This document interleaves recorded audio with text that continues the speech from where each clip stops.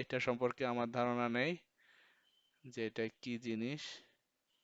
তো ভিউয়ার্স, তোমরা দেখতে পাচ্ছ এবারে কিন্তু আরো স্পষ্ট দেখা যাচ্ছে। Hello viewers, welcome to my channel microview BD. আমি চপল আবারও নতুন একটি ভিডিও নিয়ে তোমাদের সামনে হাজির হয়ে গেলাম। আজকের ভিডিওটি কিন্তু খুবই এক্সাইটিং হতে চলেছে, বিকজ আমি আজকে একটি অ্যাকোয়ারিয়ামের হিডেন লাইফ নিয়ে ভিডিও করতে চলেছি। আমি আশা করছি কয়েকটি পর্বে এটি ভাগ হবে।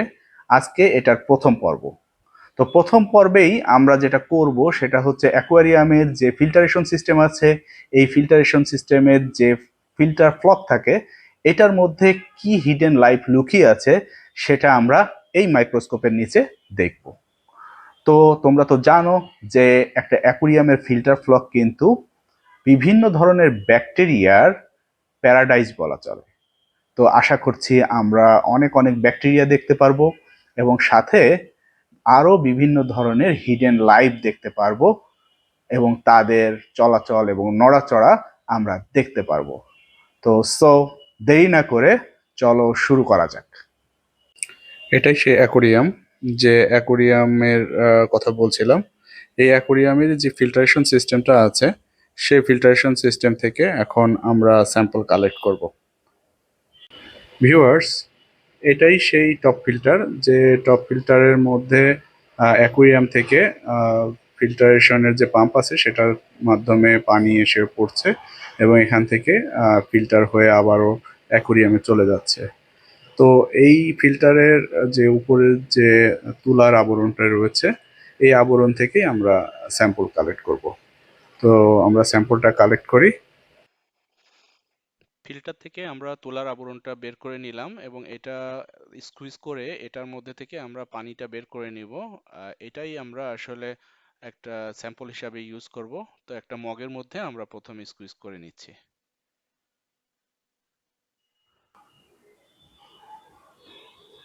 ওকে, প্রথমেই আমরা যেটা করব সেটা হচ্ছে যে একটা স্লাইড নিয়ে নিলাম আমরা। এই স্লাইডের মধ্যে আমাদের যে আমরা তখন যে স্যাম্পল কালেক্ট করলাম, সেই স্যাম্পলের থেকে আমরা এখন এই যে স্যাম্পল আছে, এই ওয়াটার থেকে ড্রপারের মাধ্যমে আমরা 1 ফোঁটা এখানে নিয়ে নেব। ওকে, খুব সামান্য স্যাম্পল আমরা নিলাম। তো ওয়াটারটা একটু বেশি ক্লাউডি হলো। দেখা যাক আমরা আসলে এর মধ্যে দেখতে পারি কিনা। তো এটার উপরে এখন আমরা একটা কাভার স্লাইড দিয়ে এটাকে ঢেকে দেব। তো কাভার স্লাইড নিয়ে নিই।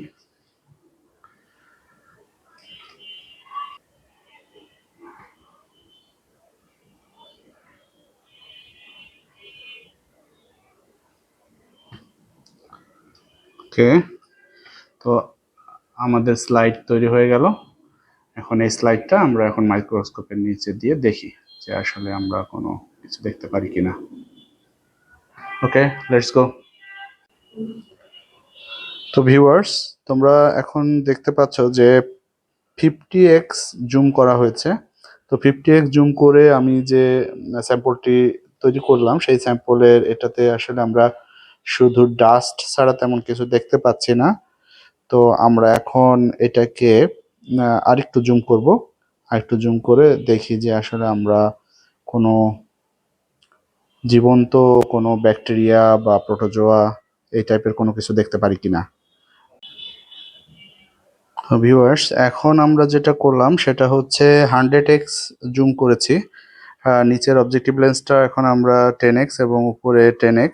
সো 100x এ জুম করে আসলে আমরা একটু দেখার চেষ্টা করি যে আদৌ আসলে কোনো কিছু দেখতে পারি কিনা। না, আমরা এখনো আসলে ক্লিয়ারলি কোনো কিছু দেখতে পাচ্ছি না।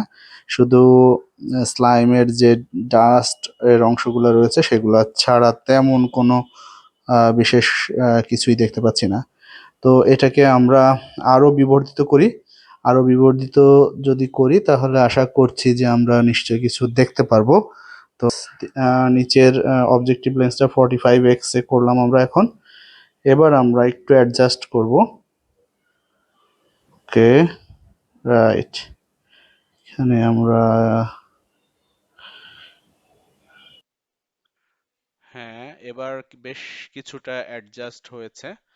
তো এখন অ্যাডজাস্ট করার পরে আমরা বেশ ভালোই দেখতে পাচ্ছি। এইখানটাই আসলে একটা ছোট্ট গোলাকার একটা অবজেক্ট আমরা দেখতে পাচ্ছি যেটা কিছুটা মুভ করছে।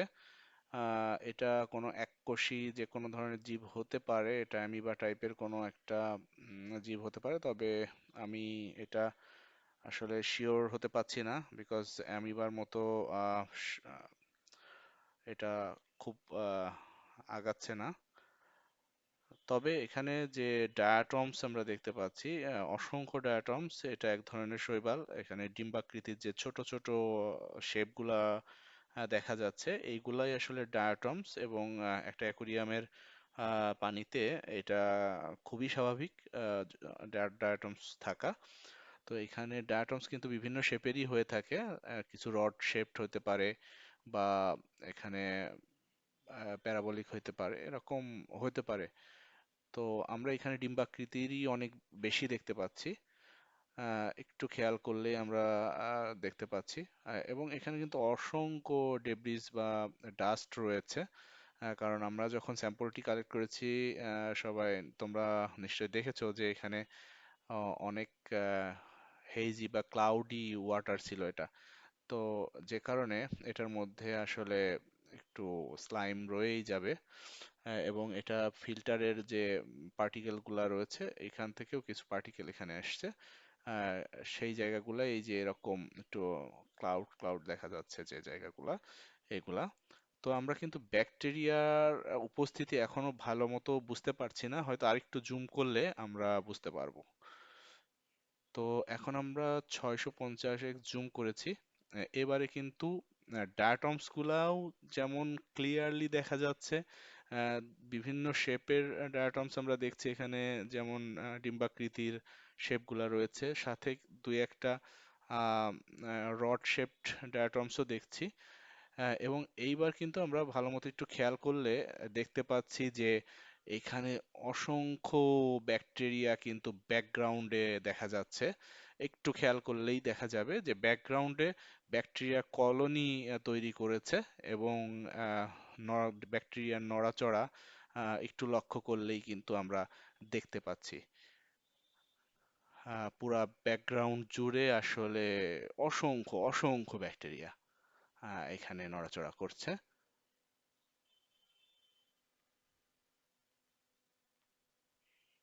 ভিউয়ার্স, তোমরা নিশ্চয়ই দেখতে পাচ্ছ যে মানে পুরা এরিয়া জুড়েই এই, আমরা যখন একটু বেশি জুম করেছি তারপর থেকে আমরা লক্ষ্য করতে পারছি। একটু আরেকটু আমরা ভালো করে দেখার চেষ্টা করি, একটু অ্যাডজাস্ট করে।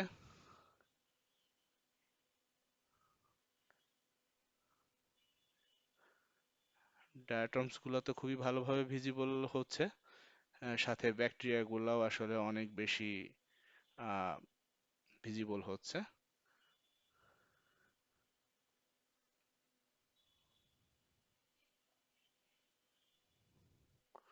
আমরা এখন পর্যন্ত আসলে কোনো প্রোটোজোয়া, সেই ধরনের কোনো প্রোটোজোয়া দেখতে পাইনি।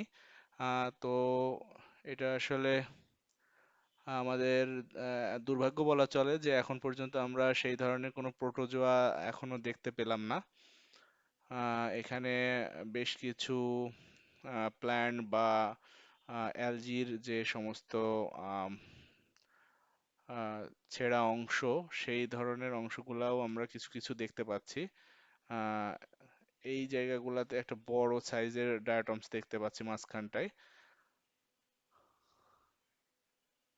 আর ব্যাকগ্রাউন্ডে ব্যাকটেরিয়া তো দেখতে পাচ্ছি।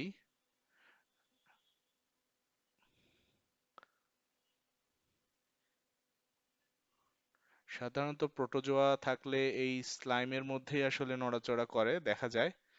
ও, এই জিনিসটা কি এইখানে আমরা এই ডান পাশে এই জায়গায় একটা অবজেক্ট দেখতে পাচ্ছি, কিন্তু এটা কি, এটা এটা বোঝা যাচ্ছে না।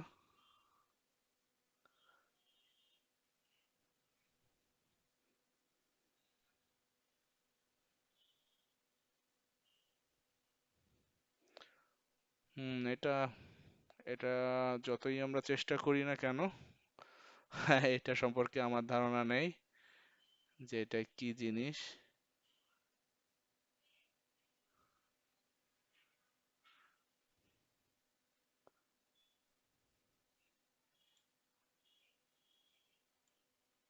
আমরা আরো বিভিন্ন জায়গা স্যাম্পলটার এক্সপ্লোর করি।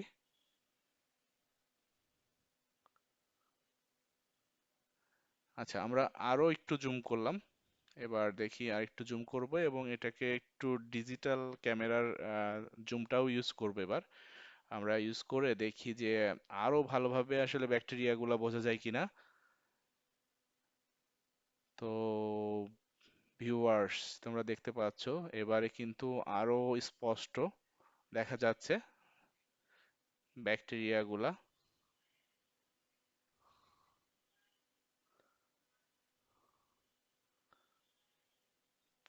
মানে পুরা এরিয়া জুড়েই আসলে মাইক্রোবস গুলা নড়াচড়া করছে এখন, বোঝা যাচ্ছে। তো ভিউয়ার্স, কেমন লাগলো আজকের ভিডিও? তোমরা নিশ্চয়ই খুবই এক্সাইটেড ছিলে। তো এরকম নতুন নতুন ভিডিও যদি তোমরা আরো দেখতে চাও, তাহলে আমার চ্যানেলটি অবশ্যই সাবস্ক্রাইব করে দিও। তো আজকে তোমরা দেখলে অ্যাকোরিয়ামের হিডেন লাইফ নিয়ে প্রথম পর্ব। তো দ্বিতীয় পর্ব খুব শীঘ্রই আমি দেওয়ার চেষ্টা করব। তো সেই পর্যন্ত বিদায় নিচ্ছি। আল্লাহ হাফেজ।